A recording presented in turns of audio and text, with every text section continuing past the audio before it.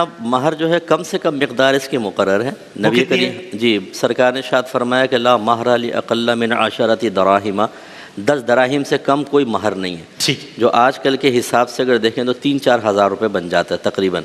तो कम अज़ कम ये तो होना चाहिए। अगर इससे कम मुकर्रर किया तो इसको यहाँ तक पहुँचाना होगा, और अगर बिल्कुल महर मुकर्रर नहीं किया तो फिर महर मिसल होता है, यानी जो वालिद साहब के ख़ानदान की अक्सर औरतों का महर मुकर्रर हुआ वो एज़ इट इज़ हो जाएगा। अच्छा, और वैसे अगर मुकर्रर करना चाहें, वही हज़रत ने जैसे मसला बताया कि ज़्यादा की कोई मिक़दार नहीं है, बाहम म्यूचुअल अंडरस्टैंडिंग से जो मुकर्रर करना चाहें, लेकिन वो इतना ना हो। वह बाद वक़्त लड़की खूबसूरत होती है, या जो लव मैरिजेज़ होती हैं उसमें इमोशनली ब्लैकमेलिंग करती है कि ये हूर उसी वक्त तुम्हारे काबू में आएगी जब इतना तुम पैसा दोगे, और उसे समझते हैं बच्ची के प्रोटेक्शन के लिए है।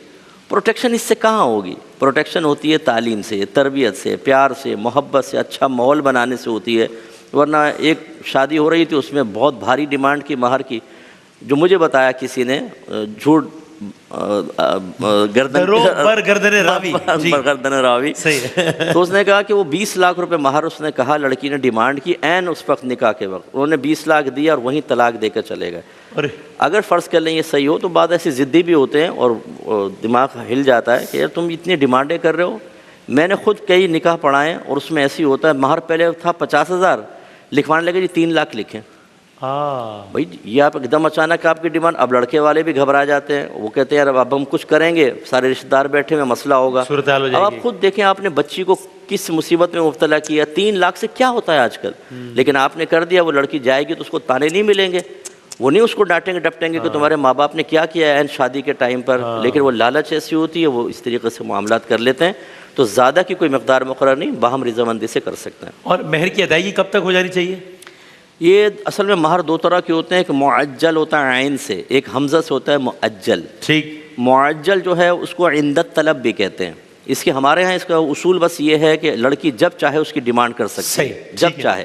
और हाँ, और शोहर अगर ना दे तो उसको करीब आने से रोक सकती है और सफ़र पे जाने से मना कर सकती है, मैं नहीं जा रही। अच्छा, ठीक। इसमें चाहे जिस्मानी ताल्लुक़ भी कायम हो जाए तब भी लड़की को ये हक़ हमेशा बाकी रहेगा जब तक महर मुअज्जल अदा ना हो। और जो हमज़ा वाला है वो या तो उसकी मुद्दत मुकर्रर होती है, ये ताजील से है यानी मुद्दत मुकर्रर करना, 20 साल 30 साल। और हमारे उर्फ़ में ऐसा है कि मौत के वक्त या तलाक पे फिर दिया जाता है, यानी शौहर ने तलाक दे दी तब देंगे, या शौहर फौत हो गया तो पहले महर लेके उसको वरासत के माल में औरत को दिया जाएगा, फिर वरासत तकसीम होगी।